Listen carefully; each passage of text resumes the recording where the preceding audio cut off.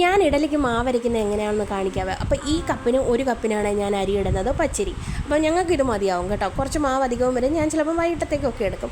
പിന്നെ അതിന് 3:1 എന്നുള്ള റേഷ്യോയിലാണ് ഞാൻ ഇടുന്നത്. അതിന് പരുവത്തിൽ 1/2 കപ്പിന് താഴെയാണ് ഉഴുന്നിടുന്നത്. എന്നിട്ട് അത് രണ്ടും നന്നായിട്ട് കഴുകിയിട്ട് വെള്ളം ഒഴിച്ച് വെക്കുക. ഞാനൊരു 6-7 മണിക്കൂറൊക്കെ വെക്കും. ഞാനൊരു രാവിലെ 11 മണിയായപ്പം കുതിർത്ത് വെച്ചത്, അരച്ചത് 7-7:30 ആ സമയമൊക്കെ ആയി കേട്ടോ.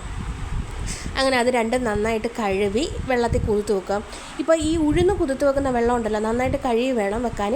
അപ്പോൾ ആ വെള്ളത്തിലാണ് നമ്മൾ ഈ മാവ് അരച്ചെടുക്കുന്നത്. ആ വെള്ളം നമ്മൾ ഒരു പാത്രത്തിലേക്ക് മാറ്റി അത് വെച്ചിട്ടാണ്, വേറെ എക്സ്ട്രാ വെള്ളം ചേർക്കാതെ ഈ വെള്ളത്തിൽ തന്നെ നമുക്ക് അരച്ചെടുക്കാം. അങ്ങനെ ആദ്യം നമുക്ക് ഉഴുന്നരച്ചെടുക്കാതെ, ഉഴുന്നരയ്ക്കുമ്പോൾ നമുക്ക് നന്നായിട്ടങ്ങ് പേസ്റ്റായിട്ട് അരയ്ക്കണം കേട്ടോ. ഒട്ടും തരിയില്ലാതെ നന്നായിട്ട് അരച്ച് വെക്കുമ്പോൾ തന്നെ ഇഡലി നല്ല സോഫ്റ്റായിട്ട് വരുവേ. അങ്ങനെ ഞാൻ ആ വെള്ളം എടുത്ത് മാറ്റിയിട്ടുണ്ട്, ഉഴുന്നുള്ള. ഇനി അരച്ചെടുത്ത് ഇത് നന്നായിട്ട് അരഞ്ഞിട്ടില്ല. പിന്നെ ഞാൻ ഒന്നുകൂടെ നന്നായിട്ട് അരച്ച് ഒരു പാത്രത്തിലേക്ക് മാറ്റി. ഈ പാത്രത്തിലാണ് നമ്മൾ വെക്കുന്നത്, എന്ന് വെച്ചാൽ നാളത്തേക്ക് പൊങ്ങാനായിട്ട് വെക്കുന്നത്. പിന്നെ ആ പാത്രത്തിൽ തന്നെ പച്ചരി ഇട്ടിട്ട് അതിന് ആവശ്യമായിട്ടുള്ള അരി ഞാനൊരു ഈ സ്പൂണിന് 2 സ്പൂണല്ല, ഒരു കുഞ്ഞു തവിയാണ്. എന്നിട്ട് പച്ചരി നമ്മൾ അരച്ചെടുക്കുമ്പോൾ കുഞ്ഞ് തരിയോടെ വേണം, ചെറിയൊരു തരി വേണം. നമ്മൾ അപ്പത്തിനൊക്കെ ഒരു ചെറിയ തരിയോടെ ഇല്ലേ, അതാണ്. അങ്ങനെ നമുക്കിനി മാവ് റെസ്റ്റ് ചെയ്യാൻ വെക്കാൻ രാവിലെ എടുക്കാം.